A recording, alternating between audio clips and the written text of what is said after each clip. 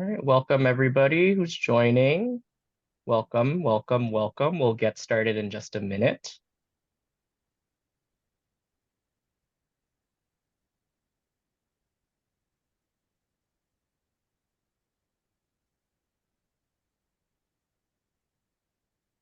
Welcome everybody. Welcome, welcome.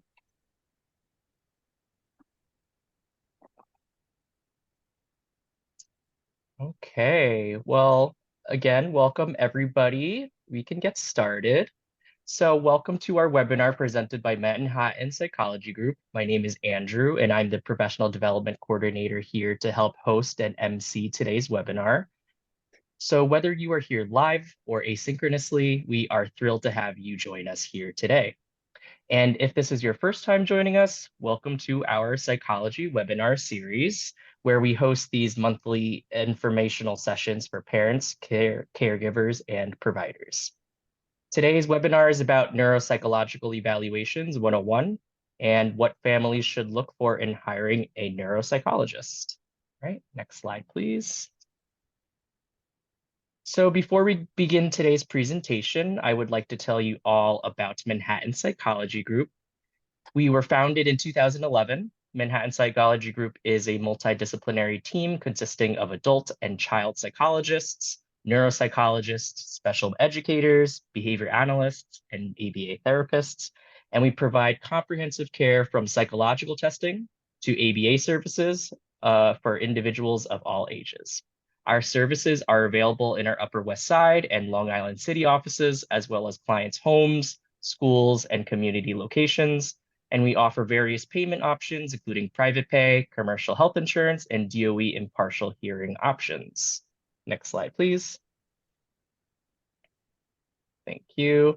And our vision at Manhattan Psychology Group is to create a future where individuals and their families feel supported, connected, and empowered. Next, please. And our mission at Manhattan Psychology Group is to provide multidisciplinary integrated support for individuals and their families who experience mental health, behavioral, and educational challenges. Next slide, please. All right, so without further ado, I am excited to introduce to you today's speakers from MPG. Let's all give a warm welcome to Dr. Francine Zeltzer, who is our Clinical Director of Mental Health and Testing Services here at MPG. She's also a child and adolescent and adult psychologist. And we have Dr. Marlene Sotella Danega, who is a licensed psychologist and school psychologist here at MPG as well. And again, today's presentation is on Neuropsychological Evaluations 101 and what families should be looking for in hiring a neuropsychologist. And if there are any questions or technical issues during the webinar today, please feel free to send me a direct message via the chat feature. And if you have questions at any time during the webinar, please make use of the chat feature at any time. Okay, thank you. Great. I will now pass. Okay, thank you. Thank you all for joining. Thank you, Andrew and Dr. Zeltzer for having me. I'm here to introduce you to the term neuropsychologist and the work of a neuropsychologist, which could be a little bit confusing. So at times, people will confuse psychologist, neuropsychologist, neurologist, and they're all kind of different professions or different aspects of similar professions. A neurologist, right off the bat, is a medical doctor that tend to look also and assess neurological and neuropsychological issues, but they look more at the physical manifestations of certain disabilities. So neuropsychologists and neurologists tend to work together frequently. A neuropsychologist, and Dr. Zeltzer, next slide, please, is somehow a little bit of a confusing term. There currently is no official necessary like title or license for a neuropsychologist. Technically, a neuropsychologist is a specialization within the profession of psychology.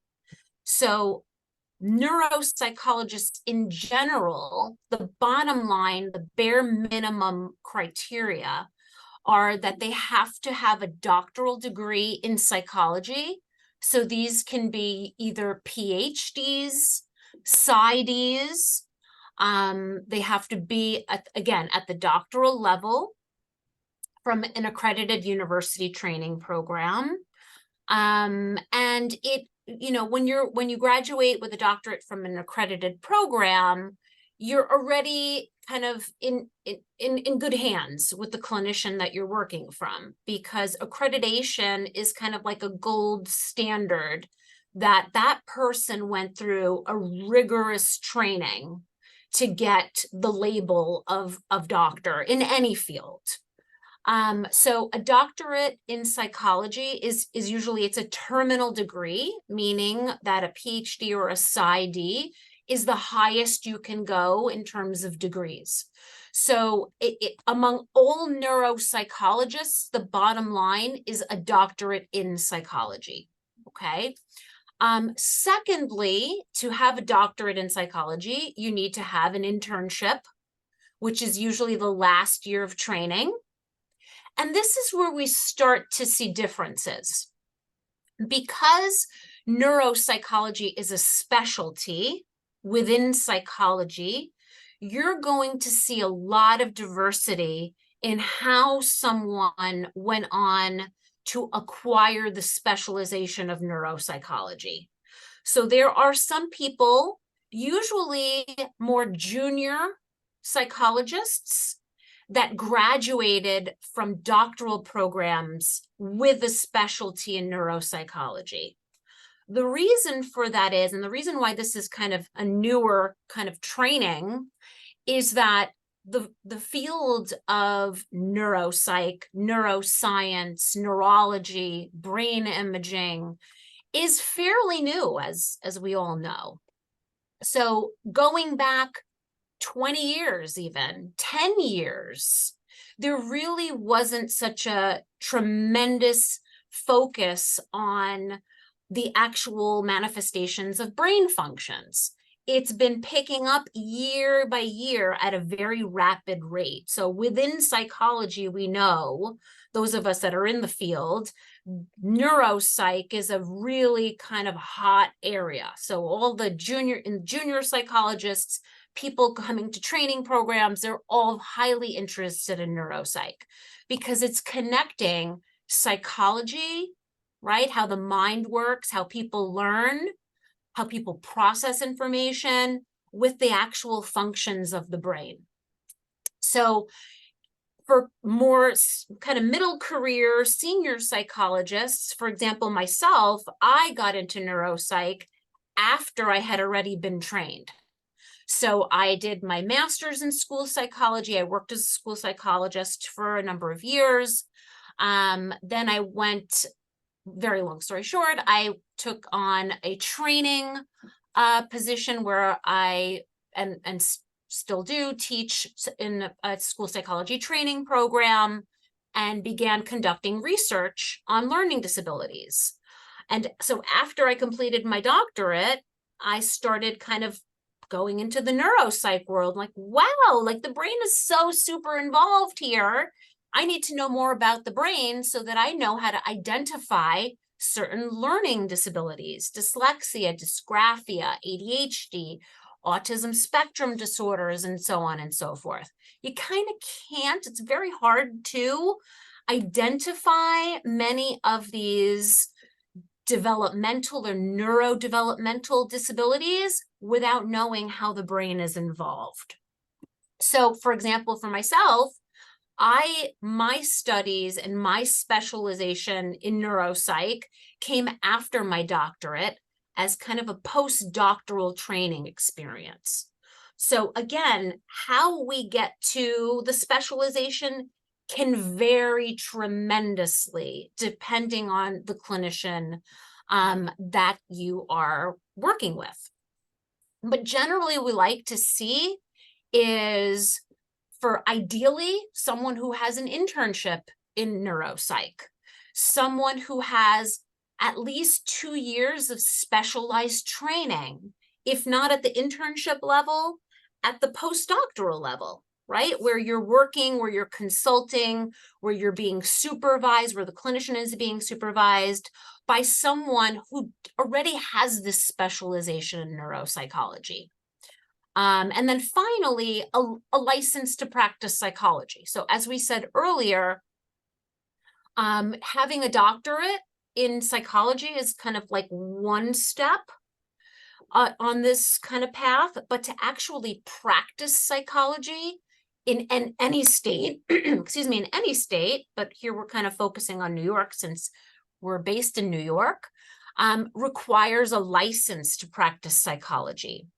So again, to kind of further complicate things, there is no license in clinical neuropsychology or neuropsychology. The license is psychology, right? So all of the neuropsychologists that you're working with are going to be licensed psychologists in the respective state that you're seeking an evaluation from. What then happens to kind of give you some more kind of to give the clinician some more credibility, there are what we call board certifications. Next slide, please. So here are some sample certification boards. These certification boards are groups of experts in particular areas, and they meet regularly. The ones I have listed here are highly active organizations. So the American Board of Professional Psychology, American Board of Clinical Neuropsychology, American Board of Pediatric Neuropsychology, the American Board of School Neuropsychological Assessment, all relatively popular boards. I would say the latter one, the American Board of School Neuropsychological Assessment, is the newest of the bunch here, one of which I am board certified in at the present time. That focuses a little bit different from the others. It focuses on the application of neuropsychological assessment within the domains of schools and learning, right? So it's kind of like a mixture of the profession or the specialty of school psychology and neuropsychological assessment. So it's a very unique perspective that allows some of us who have this specialization to kind of meld lots of different information from the educational world, from the neuropsych world, from the psychology world. So the board certifications, just before I move on, are just kind of like a gold standard that you would like to look for when you are picking a neuropsychologist. That said, they are not required. So there are many people out there who refer to themselves as neuropsychologists, but are not board certified. And that's okay. I have many colleagues who are not board certified and are phenomenal clinicians. So it's not required. So ideally, if I were to choose, so for example, myself, I prefer to have a board certification, and I'm working on a second one, just, I guess, to kind of ease my own anxiety about things, right? But I want whoever is working with me to know that, I meet the criteria according to this board that thinks that I'm qualified to do these practices. And that's really what the board certification means. So that what I'm hearing, can I interrupt for a second, is course. that by having board certification, you're having a board or an agency do the vetting for you. So if a Yes. neuropsychologist that you're seeking to work with is board certified, you could feel confident that they meet all of the qualifications that we discussed earlier. However, that doesn't mean that a non-board certified neuropsychologist wouldn't be appropriate. You would just want to do your due diligence to make sure that you find the appropriate provider. Exactly. Thank you for clarifying that. That's perfectly summarized. It's exactly right. Thank you. Okay. So what is a comprehensive neuropsychological evaluation? And this is also from my perspective of what I include in a neuropsychological evaluation. What you will see is that if you took 10 neuropsychological evaluations from 10 different providers, you're going to see 10 different iterations of what a neuropsychological evaluation will look like. So it varies considerably. Next slide, please.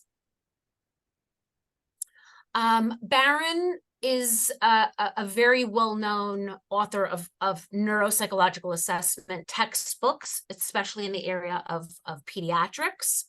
And her definition of kind of what a neuropsych evaluation is, and I'm just going to read it to all, is pediatric neuropsychologists integrate history taking, behavioral observations of qualitative features, results of performance-based tests, measures of mood, personality, and/or adaptive behavior, and a reservoir of didactic knowledge about normal and abnormal brain development.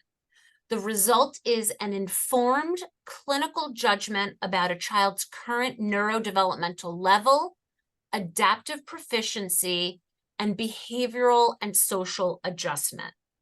So a good neuropsychologist is going to do is going to get a comprehensive picture of how a child is functioning at that point in time. But to really understand how the child is functioning at a certain point in time, you have to know how they got there. So a huge part of the assessment process is the intake part of the process, which usually involves interviews with parents, collateral types of interviews with people who know the child also, like teachers, tutors, other like related service providers for kids who have had interventions, like occupational therapists, physical therapists, because every member that's involved, every person that's involved in a child's life can have a different perspective regarding how this child has become who they are and how they're kind of compensating with whatever weaknesses are there, what supports are in place, what works, what doesn't work, and so on and so forth. All of that then leads the clinician to begin to develop hypotheses as to what's going on, right? So is it that maybe there's kind of some sort of processing issue, which could be visual, auditory? Is there memory potentially? Are there attentional concerns? And then other aspects that, again, depending on the nature of the referral and the clinician, that can play a huge role in functioning, like personality, which again, it's not necessarily always part of a neuropsych eval, but can play a huge role depending on, specific aspects of the person that we're working with. So someone with a unique personality type might have certain kind of behavioral types of features that may be affecting the way that they're learning, right? So all of that is taken into consideration. So it's beyond kind of like brain functions as we know them, like attention and memory and so on and so forth. It goes into personality, social functioning, emotional functioning, something we refer to as adaptive functioning, like how well can they take care of themselves when you compare them to other people of their same age. And then all of that is kind of blended into, into kind of a diagnosis, or if it's warranted, it's not always warranted, or a clinical judgment or interpretation about, what is going on with this particular child. And if there are any inefficiencies, how are these inefficiencies that are picked up during this assessment, how are they connected to what's actually going on in the academic or home environment, right? So it's always a good clinician wants to connect the reason this child is being evaluated to their data, right? And the end result should always be, well, how can we use this person's strengths to help them kind of compensate or kind of work around whatever weaknesses they're having or inefficiencies in their learning. Next slide, please. Okay, so as I was saying, a comprehensive neuropsych evaluation starts with thorough history or intake. It involves the assessment of social emotional functions, so like anxiety, depression, somatization, different kinds of social kind of connected, atypicality, how do they relating? Are they quirky or doing quirky things? How are they relating to their peers? Do they have friends? Do they not have friends? Cognitive functions are, how much have they learned, right? Like their crystallized knowledge, their fluid reasoning. How well are they able to problem solve with novel types of information? Academic skills, reading, writing, math, behavioral functions. Are they getting into trouble in school? Are they disruptive? Are they fine at school and terrible at home? Like, what's going on? Are they aggressive, physically aggressive, verbally aggressive? Are they having tantrums? And then the neuropsychological aspect, which looks more at different processes.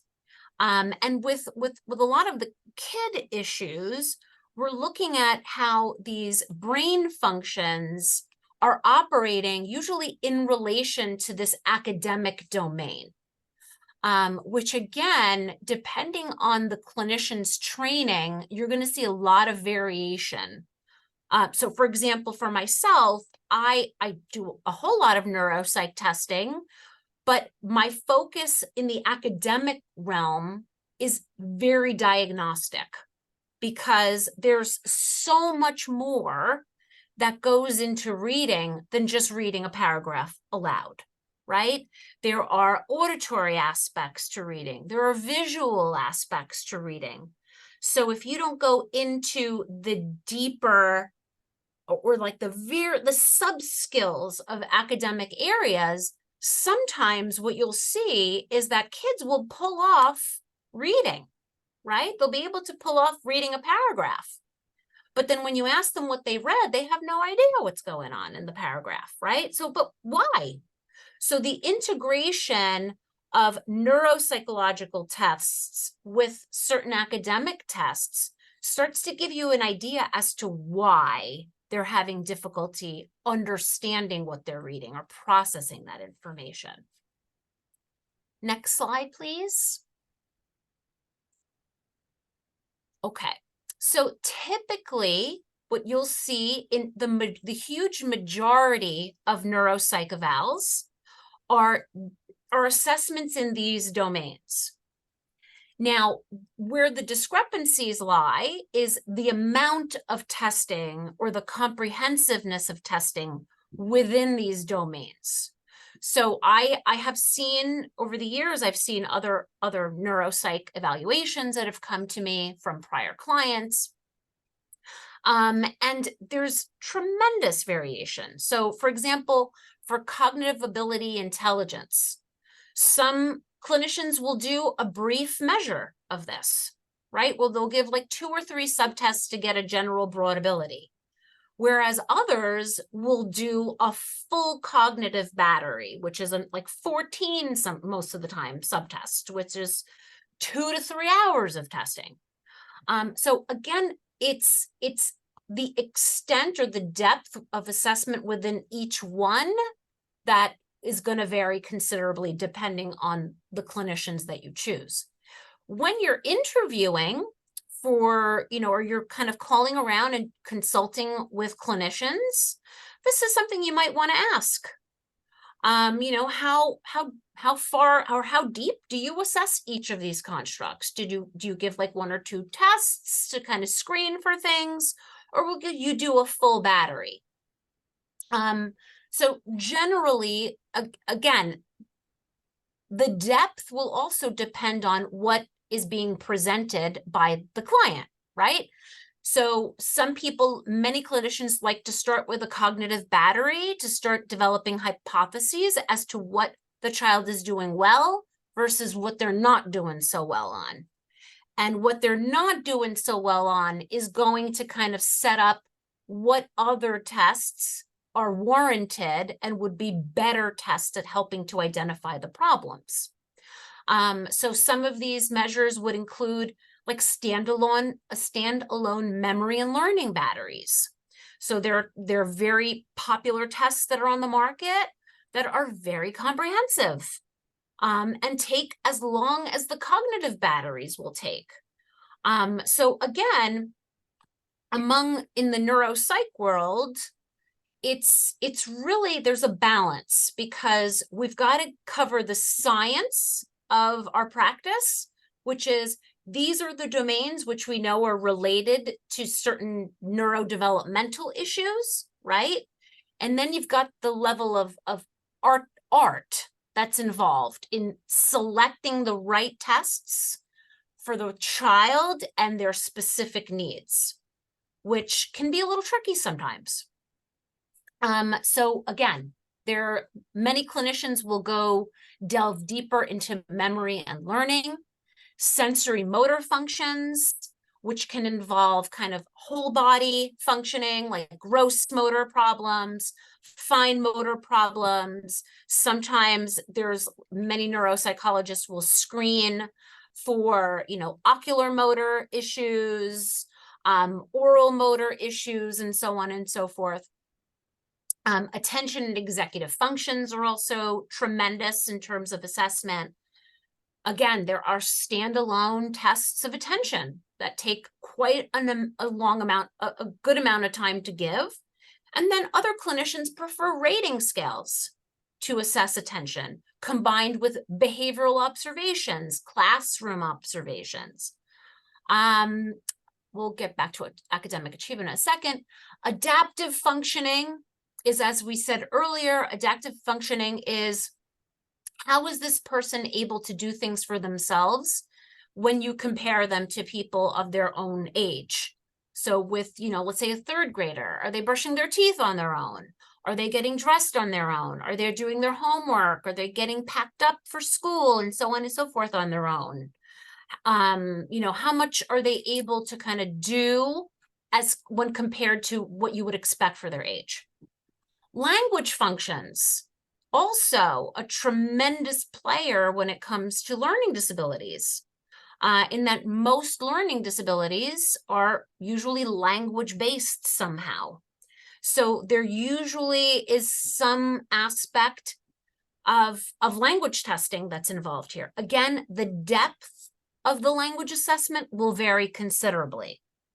Same with visual perception.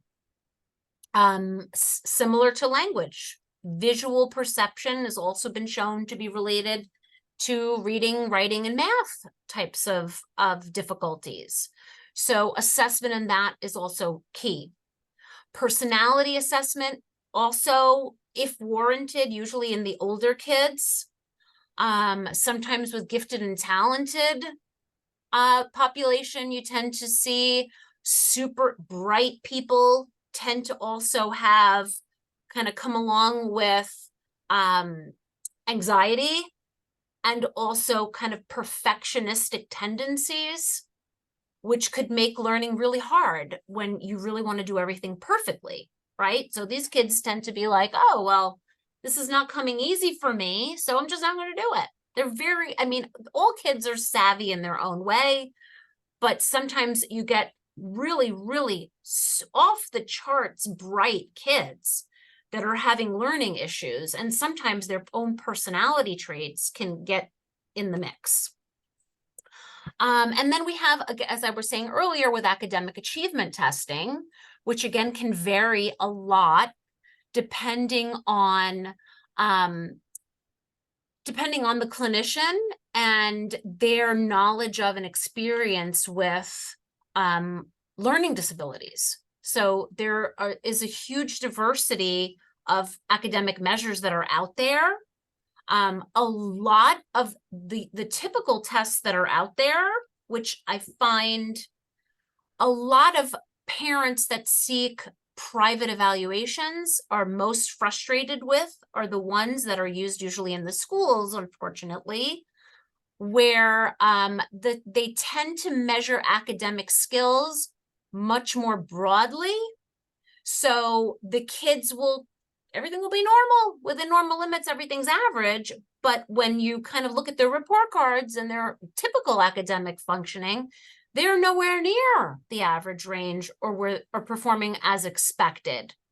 So, you know, it's really about knowing how to select the tools based on what you're seeing as a clinician that are going to really catch the child and catch their weaknesses, so that you could then make the appropriate diagnosis and recommendations. And as we said, again, social, emotional, behavioral functioning, that can be, sometimes you see it in the office, the behavioral and the social emotional stuff. When anxiety comes in, you can see that that affects performance, that affects learning. Sometimes we don't. Sometimes as clinicians, we don't see it. The kids tend to respond really well to the one-to-one attention in like a very structured kind of sterile environment. So they do great sometimes with us. But that in and of itself is very clinically rich, because if they're able to do a lot of these things with one-to-one support, but the teacher is saying, like, he's not following through with anything in the classroom, even in a small group, he can't pay attention, he's daydreaming. It's all, you know, putting that all together is what's important, because if they can do it one-on-one, that tells us that they can do it, right? If they can't do it in a bigger group, that's already leading the clinician to kind of think about inattention, distractibility, sensory integration types of issues that could be blocking this person from achieving at their potential. Okay, next slide, please. Absolutely. I just wanted to add before we Yes. move on that when creating a battery, like you said earlier, we're always thinking about the reason of referral. So the amount or the depth of testing done in any of these domains would really depend on why they came for testing, what the concerns are, what we're trying to better understand or rule out. So a child with a suspected learning disability will have a very different battery than a child where we suspect autism spectrum disorder. Or perhaps there would be a great deal of overlap. It really depends on the reason of referral, the presentation, and all the information collected at intake. Exactly right. Okay. So again, a lot of variation, which is, you know, I think it's different in terms of like the practice of psychology compared to the practice of medicine is very different in that our practices aren't necessarily standardized. So it's really up to the clinician to decide how they are going to proceed with the process. So you're going to see a tremendous amount of variation in how they do this. So some clinicians, like myself, do all the testing themselves, right? I don't have assistants. I don't work with assistants unless I'm teaching, which is something different. But again, like if you go to a clinic, a university-based training clinic, you're not even going to be working with an actual licensed psychologist. You're going to be working with a student who's in the process of becoming a licensed psychologist. So what the way that we, and I'm saying this, I'm faculty at St. John's University, and we have a training clinic. Our students practice at our clinic that offers services to the public, and the students do everything. They do the intake, they do, and MPG also has fellows, right, and externs as well, that will also do testing and will help with testing and so on and so forth. So that's, I think, an important consideration depending on what you're looking for and what you feel comfortable with. Some clinicians that are, you know, I could say very well-known people that are out there, will kind of we'll do the intake and then have like a test technician do all the testing for them. So there's lots and lots of variation. If I was having my son tested and I was interviewing neuropsychologists, I most certainly would be asking them who's doing the testing and then making a determination based on what I feel comfortable with. But generally, you'll see the process typically starts with an intake session. That can be, again, depending on the clinician's preferences, either in person, online, it could be done. It could be, some people just do it over the phone. It's generally the first meeting where the neuropsychologist is asking questions about why are you looking for this referral, right? Why are you looking for this evaluation? Why did you make this referral? What is going on? It involves a thorough background history, developmental history, knowledge about the pregnancy, post-pregnancy, infancy, toddlerhood, and then their educational career. When did it begin? How did they adjust? How did they transition? What interventions have been done? Have there been any evaluations, medical issues, and so on and so forth? All of that is part of the intake. And again, that can vary in its length. It not only varies on the clinician's point, sometimes the parents vary, right? So you'll have some families where they just answer the questions, like, you know, it's just kind of question answer. And then you have other parents who are talkers and you're there for 2 hours talking. So it, again, varied considerably. Testing sessions with the child then usually start after the intake session. The intake is very important because the clinician needs to know as much as possible about the child so that they can start to pick the right tests to move forward with, right? So, for example, if a parent is telling me that the child is highly distracted, if they're really young, they're having some issues with language processing, that is most certainly going to affect what the first instrument is that I choose. I'm not going to pick something that has a lot of language, is not engaging with the test, because I will lose the child, right? We want them engaged and showing us as the best that they could do. The testing sessions will vary in terms of length. How much can the child sit through and work on in one session, and how many sessions are needed. So this can vary from 4 hours long, 4 hours of testing total, to over 12 hours of testing total. Most neuropsychologists do their testing over the course of several sessions. Again, this is depending on the clinician, the practice, the needs of the client. Usually it's at least one session, at least. And this is, you know, depending with multiple hour session. Interviews with other informants. So if the clinician doesn't do a classroom observation, they most likely will interview the teacher or other people who know the child. I do want to add this comment because this is something we've come across a lot. at our clinic, where sometimes parents will have, maybe the school has done an evaluation and the parents will want like a second opinion. And they'll block us from speaking to the school. This is unlike, and a big thing that I do, and kind of one of the things that we train our students to say, is to really kind of psychoeducate our parents, and let them know that this is not like going to a medical doctor where you're going to get a blood test or a brain scan, and we have kind of concrete data as to what's normal, what's not, what's okay, what's not. The practice of psychology is different in that our job is easier with the more information that you can give us. So if, let's say, the school did an evaluation and you don't agree with it, then that's really important for you to tell us that here's the evaluation, look at it. This does not summarize my child. This is not the right findings, and why.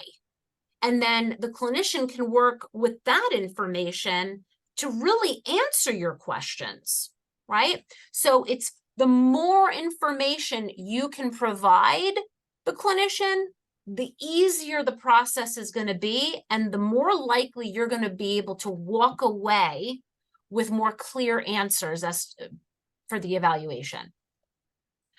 Then I think another part that the public or the non-psychology world has difficulty understanding is how long the behind the scenes aspect of a neuropsychological evaluation takes. So the scoring in and of itself for some of these tests for one test in particular, could take 2 hours to get through. And that's for someone who's been doing this for a million years. So the scoring that's involved takes an exorbitant amount of time. The report writing probably takes the most amount of time.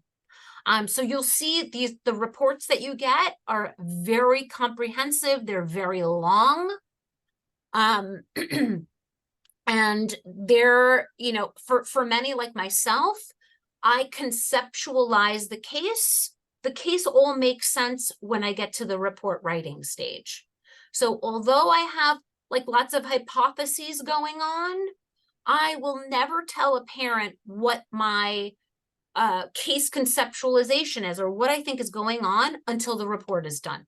Because for me, that's my process. That's how I integrate everything and make sense out of everything. That step can take sometimes upwards of a month. And again, depending on the clinician, their caseload, how many reports they've got going on, and so on and so forth. And then the last step is usually a feedback session.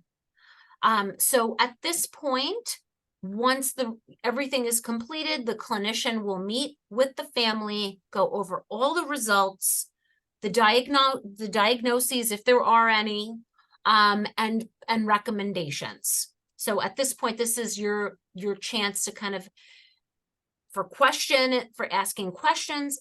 Sometimes parents will, need some time to kind of sit with the information and process it, digest it, and then the questions will come up after. So sometimes there'll be room for some kind of checking in after the initial feedback session. But that's generally the whole process. So from beginning to end, depending on the number of testing sessions, it could take up to a couple of months to get the actual report to submit. So it's something on your end, for those parents that are out there, it takes some planning ahead, depending on what you're looking for, and when you want the results, when you're requiring the results. So if you're thinking like, okay, my child definitely needs some special help, and school starts in September and I want them starting the school year off on the right foot, I wouldn't be waiting till August to start an evaluation, right? You would want to probably start sometime in the spring because of how long it could take. Okay, next slide. I want to add just that it's a really collaborative process, and it's really important for for families to speak openly and honestly with their evaluator about what their expectations are. If there is a specific timeline that you are hoping to have the evaluation completed by, please let us know at the onset, even before intake, because we'll be very open and honest with you in terms of like whether or not we think we can meet that timeline, or perhaps we might not be the appropriate clinician for you, because we want to work together, but we don't want to rush the evaluation and possibly risk missing something or not getting all the information that we need to make a comprehensive decision about what is going on with your child. So that's very, very important. And then there's also different clinicians will do things in different orders. Very often parents will say, you know, I have a binder of evaluations. When should I bring that to you? Should I bring it to the first testing session? Should I send it to you before our intake session? When should I put you in touch with the pediatrician or the neurologist or the related service providers? All of those questions can be addressed right away, and every provider will have a different response. I know in our practice, we tend to send out the first set of rating scales after the intake before testing is started so that we could use those responses to help formulate what testing we're doing in person. Whereas other clinicians might send out some rating scales at the same time as testing or even after testing. So the process is very different and each case can be very different. So to keep those lines of communication open and continue to communicate information as it comes up. Absolutely. I mean, it depends a lot on the child too. I mean, occasionally you'll have a child that is very challenging to test. And that changes the whole ball game because, you know, you don't want to, there's none of us want to stress out a child, right? So it's a matter of, again, and here's where experience and kind of like the art of the practice of psychology comes into play. How do you get a comprehensive assessment with someone who's not really compliant to the testing demands? And there are ways of, there are ways of doing it, but it takes a lot of skill, and sometimes it involves getting the parents involved in the testing session and having them. I've had parents sitting in the room with their child literally on their lap to get through some testing sessions. So it really varies in terms of what you get. And again, so many variables will influence that. Okay, so to kind of begin to wrap up this presentation, we just added some suggestions here of how to enhance the practice or enhance the process for yourself and for your child. As I said before, the more open and honest you are with the clinician about everything, including timelines, like knowing like how long is this going to take? How are we doing? Are we going to need an extra session? Like anything is, you know, keeping that line of communication open between you and the clinician is essential. The more you share, the more streamlined things will be. You know, for example, I have a client I was just finished testing, and long story short, but any kind of visual tasks would give her a headache. So I didn't know that. It was a pattern I noticed as I was testing her.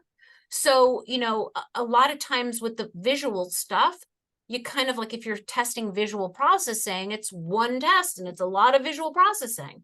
So by knowing that ahead of time, I could break up the visual tasks so that you don't have to trigger a headache, right? So, I mean, it's all clinically very important information, but we don't want to stress people out. We don't want them not feeling well and having headaches and so on and so forth. So the more that you know, the more that you share, the easier things will go for everybody.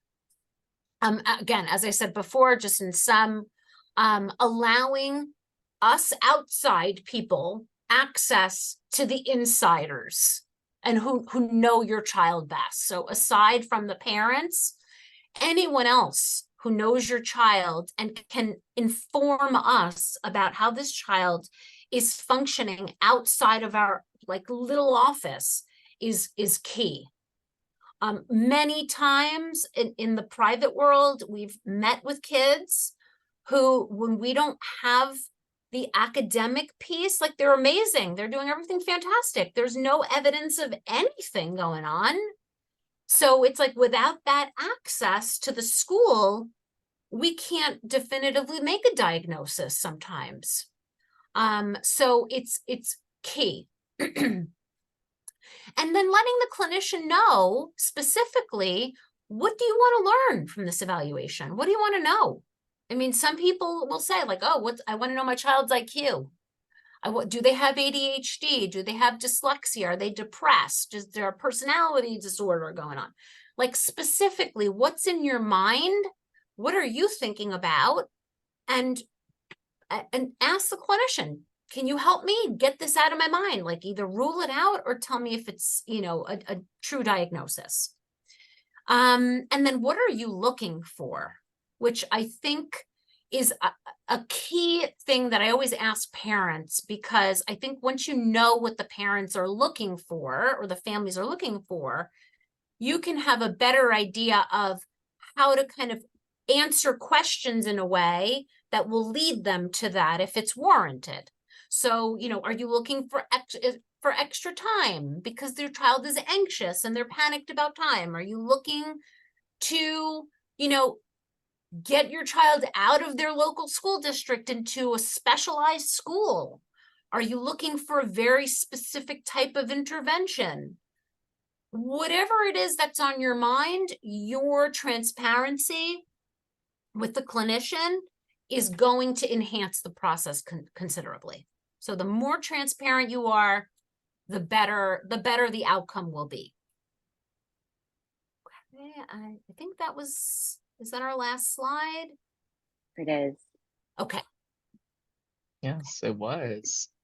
That was a fantastic presentation. Thank you to the both of you for educating us today. So now we will have a little bit of time for questions and answers. So feel free to type in your questions via the chat or the Q&A function on the bottom of your screen.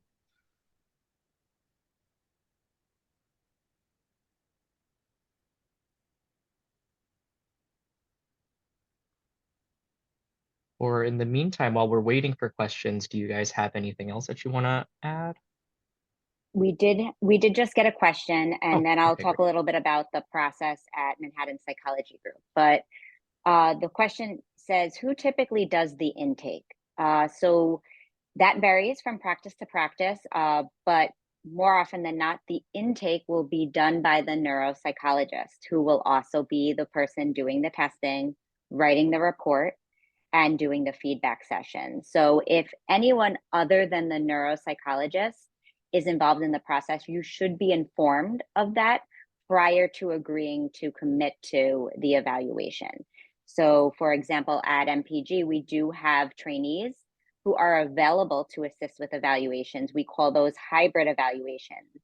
And our clients agree to a hybrid evaluation before even completing intake paperwork for various reasons. Perhaps they want the evaluation expedited, and our neuropsychologists are not available to do all the testing with the timeline that the client is requesting.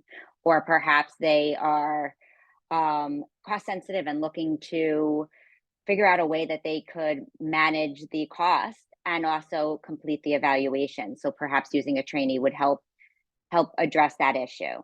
But generally speaking, the neuropsychologist is the person who does the evaluation from beginning to end. Any other questions? You have something in the chat. Okay, one second. Want me to read it to you? Do neuropsychologists focus on particular areas? And should we be asking for someone based on the concerns that we have? That's great to know. So it depends on if you're going with a group practice or if you're going with a solo practitioner. Very often a group practice will have a testing team, and they will have more than one neuropsychologist on their team, each which specialize in different areas. We have a team of neuropsychologists here at MPG. Some specialize in school age children, and they really won't take an appointment with a child less than 7 years old. And we have one neuropsychologist who will test as young as 18 months. So it really depends on who you're working with, their areas of expertise, their areas of comfort, their availability. There's so many factors to take into consideration. So when you're working with a group practice, whoever is doing your intake coordination will work with you to find the provider that's the best fit for your family. If you are working with a solo practitioner, you should come with your list of questions and concerns and discuss it with them before committing to the evaluation. Say, this is the age of my child. These are my concerns. Are you able to assess in each of these areas? How many evaluations in these areas have you done prior?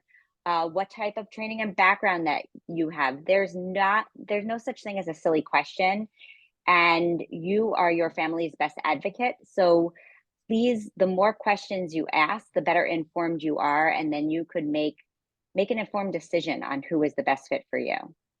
Is there anything you want to add to that, Marlene? No, I think that's perfect response. You took the words right out of my mouth. Like it's really, again, within the profession of psychology, the diversity among psychologists is tremendous. So, it's really up to them in that, and they're to explain to you what their areas of expertise are. And there are some areas, there are some clients that I've gotten where I ethically, I'm not allowed to take on a case that I don't have training in. So I will usually refer to somebody else who has an expertise in that area.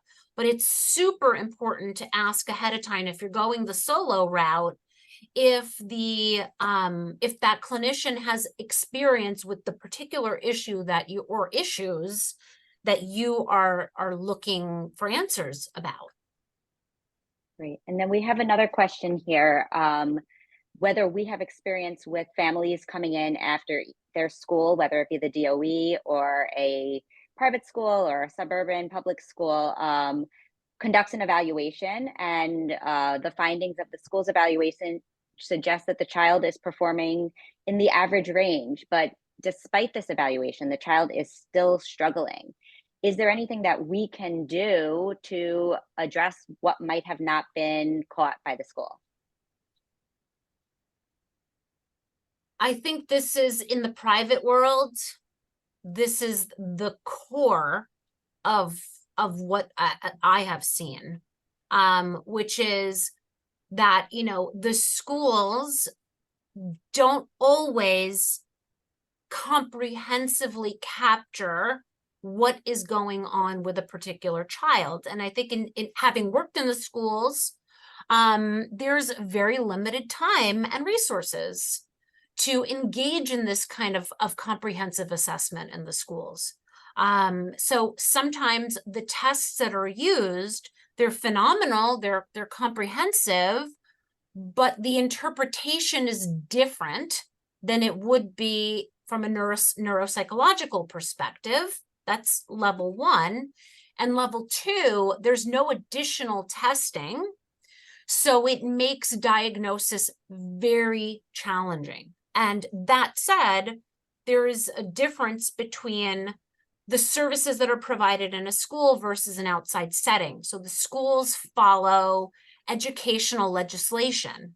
So there are no diagnoses in the school. There are classifications according to IDEA, the Individuals with Disabilities Education Act, whereas people in the private sector are able to diagnose based on the DSM, ICD-10, and so on and so forth. So it's totally a different perspective. And there's still quite a bit of lagging in terms of the schools in relation to how they are identifying learning disabilities. So again, like misinformation, where it's like, I see lots of clients where the school will recommend an outside evaluation to either rule out or diagnose dyslexia. Whereas dyslexia is a learning disability, where the school psychologists and the schools are able to classify that and identify that.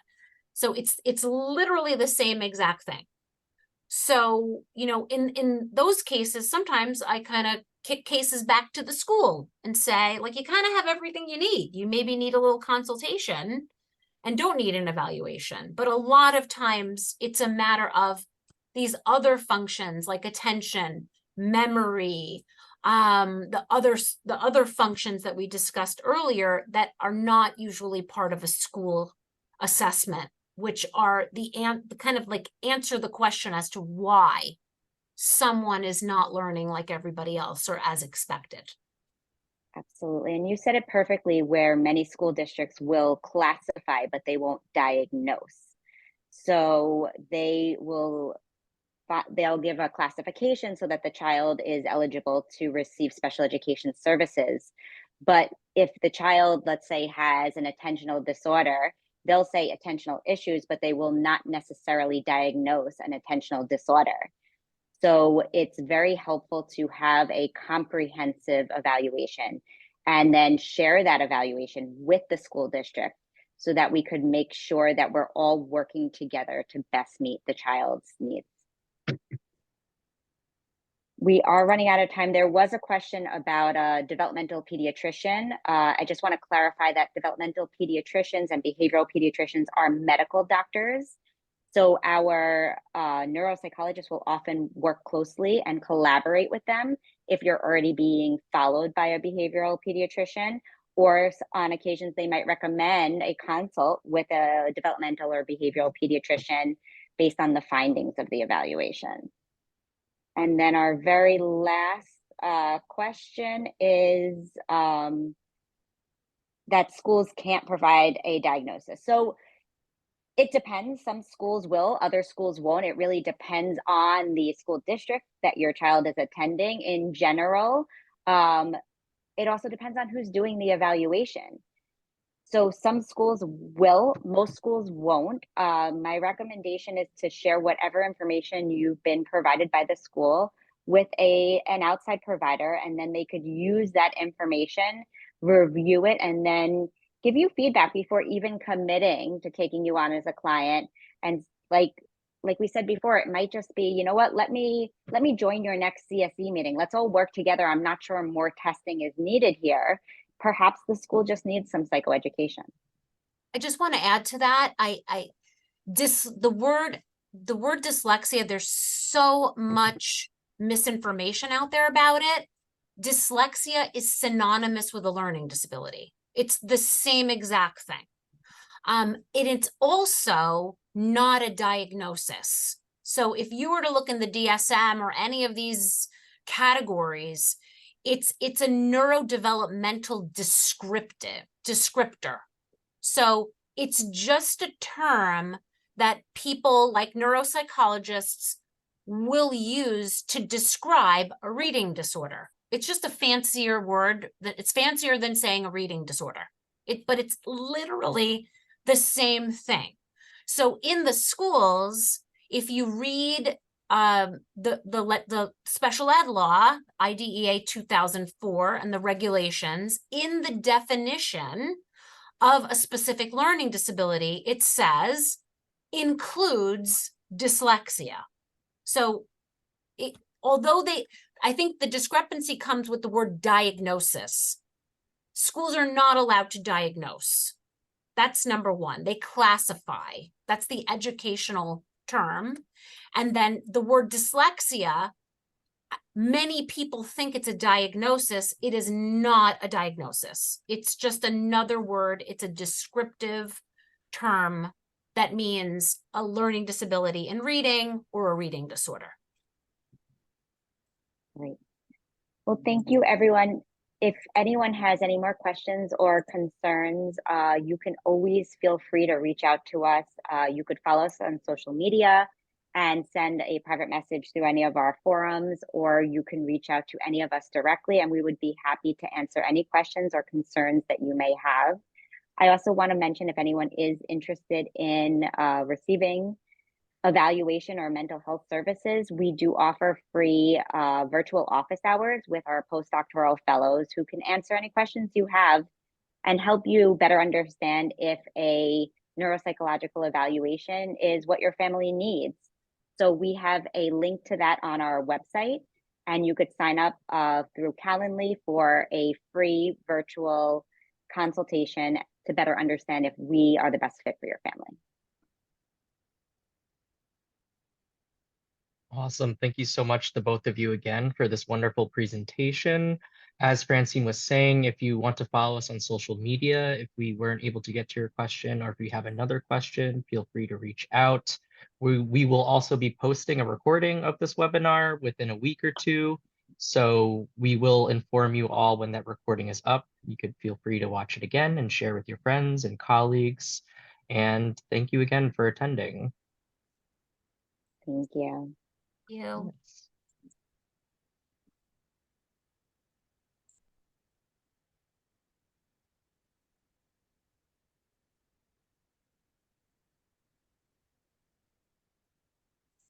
All right.